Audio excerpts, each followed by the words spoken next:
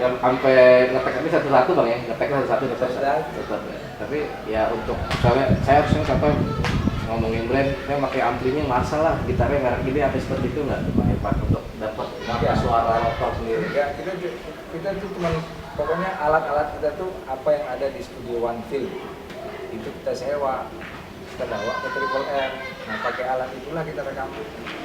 Yang udah hamil buat latihan gitu kan ya? Kan kita nggak punya, kita kan bukan band, kita kere waktu itu. Drummernya nggak punya drum, gua nggak punya ampli gitar, si Yuda juga nggak punya ampli bass. Kita cuma punya gitar, punya bass, tapi amplinya nggak punya. Dia nyewa sama Wan. Ini lihat merahnya dia. Dan waktu itu Marshall itu bukan barang murah, barang mahal Marshall itu. Berarti kalau era itu manggung di mana-mana pun soundnya berubah-ubah dong bang? Kenapa? Soundnya waktu itu berubah-ubah dong, misalnya manggung di acara A, acara B. Iya, berubah. Karena kan ya. amplinya pakai punya panitia.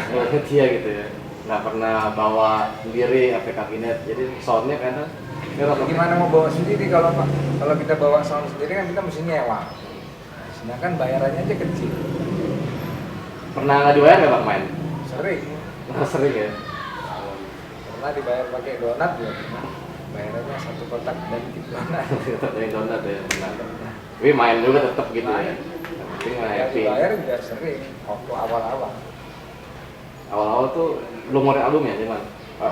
Tapi nggak dibayar main gitu ya. Iya. Ya sebab kalau kita mau kasih patokan daerah kan nggak mungkin tuh. Kita belum dikenal kan. Bang tambah lagi banyak pertanyaan. Apa katanya? Yang penting belum sholat asar aja. Sekarang jam berapa nih?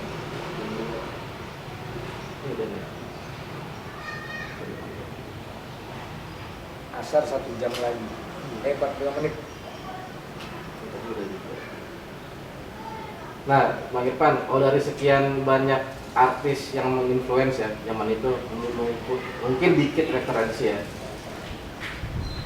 Ada nggak karakter apa influence yang dipelajari Bang Irfan, musisi luar ya, tentunya yang benar-benar mempengaruhi Bang Irfan bermain musik di Roto sendiri? Kan kalau ngomongin dengarnya Slayer, dengerinnya keras-kerasan yang lain gitu kan, ada nggak Bang? Ya waktu itu kan kita dengerinnya cuma Metallica, Megadeth, kan, Slayer. Kalau gue 3 itu, Sepultura itu gue cuma dengerin album Schizophrenia, Remake the Remains, udah. Arise kali mungkin masih dengerin. Keras ya, struktural. Nah, Steelman Jadi kalau album, kalau Slayer semua album. semua album dengerin Slayer. Metallica cuman sampai Injustice for All. Sesudah itu gue nggak demen lagi. Oke, udah tuh demen lagi kayak. Sampai Injustice for All aja. Jadi Kill 'Em All, terus Master of Puppets, habis itu Injustice for All kan. Habis itu dia mulai jadi terlalu bernada menurut gue. Kita belum ada Metallica ya. Jadi sebenarnya genre-nya lebih ke thrash sebenarnya, heavy metal sih, heavy metal gitu. Metallica. Metallica tuh nggak bisa dikategorikan lagi kalau menurut gue. Ya, itu musiknya Metallica udah. Kalau mau dikasih genre apa coba? Saya metal aja Thrash gitu, enggak, heavy metal juga enggak, grindcore enggak, hardcore enggak.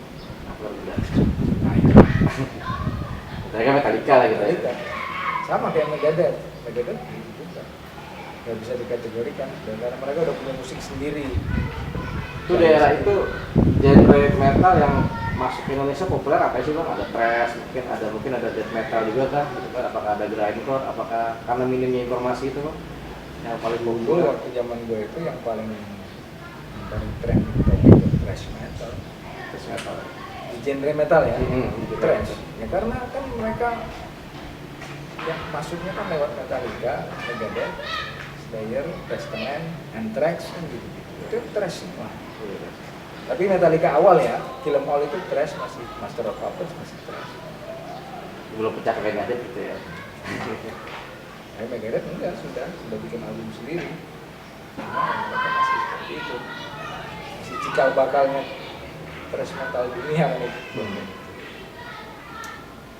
Terus bang, pas tahun 1993 tuh, tahun 93 Metallica kan lagi tour dunia waktu itu kan, lagi booming-boomingnya kan.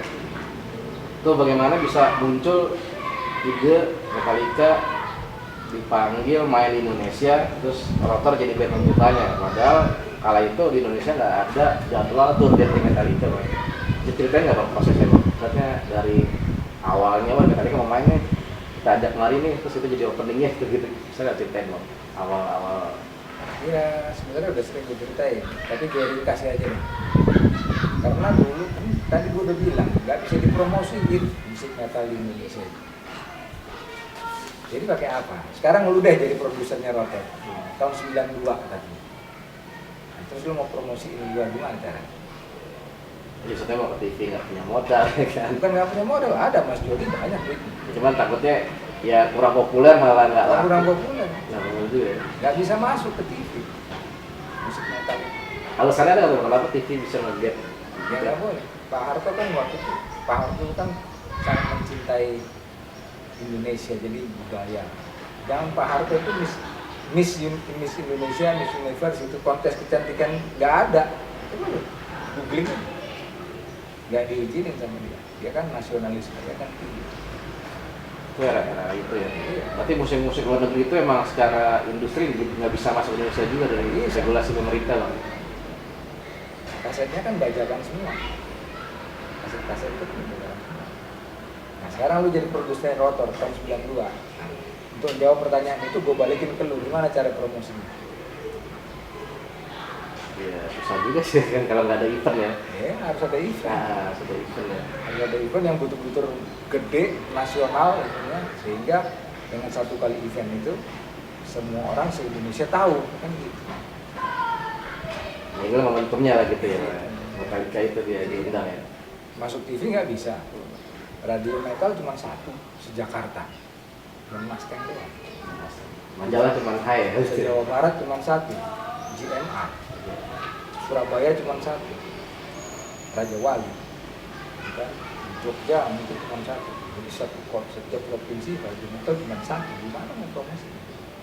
Dan acaranya, acara rocknya kan itu bukan radio rock metal sebetulnya, itu radio biasa. Dia kan menyisikan 1 jam untuk metal di hari apa.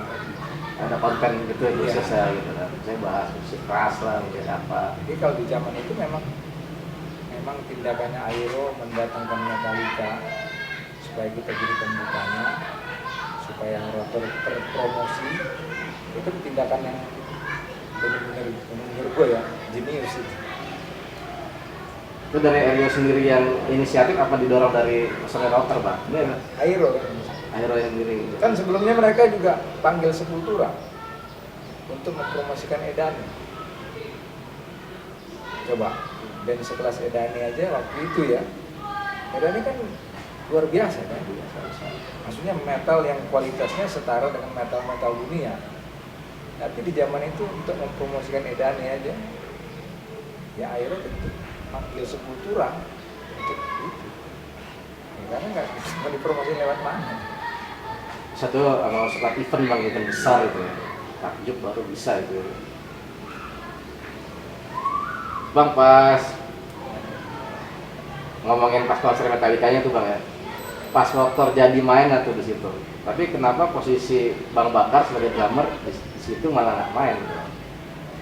Nggak main Di Metallica. Metallica ya, malah diganti sama Bang Rivi ya nggak salah. Itu bisa cerita nggak bang? Ya, karena waktu itu kita kan berencana habis main sama Metallica itu kita mau pindah ke Amerika, satu band mau pindah.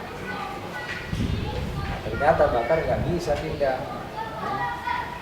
Bakar itu dia ada keterkaitan dengan ibunya, jadi kita nggak bisa ngarepin Bakar karena Bakar kan intinya Bakar nggak bisa aja karena dia masih khidmat sama ibunya masih hidup waktu itu. Udah karena Bakar nggak bisa ya terpaksa kita cari drummer lain supaya nanti setelah itu kita bisa pindah ke Amerika dan rencananya gitu, mau berkarir di sana. Tapi itu adalah salah satu keputusan gue yang paling salah selama ini. Kalau boleh menyesal dalam Islam, itu gue sesali itu keputusan itu.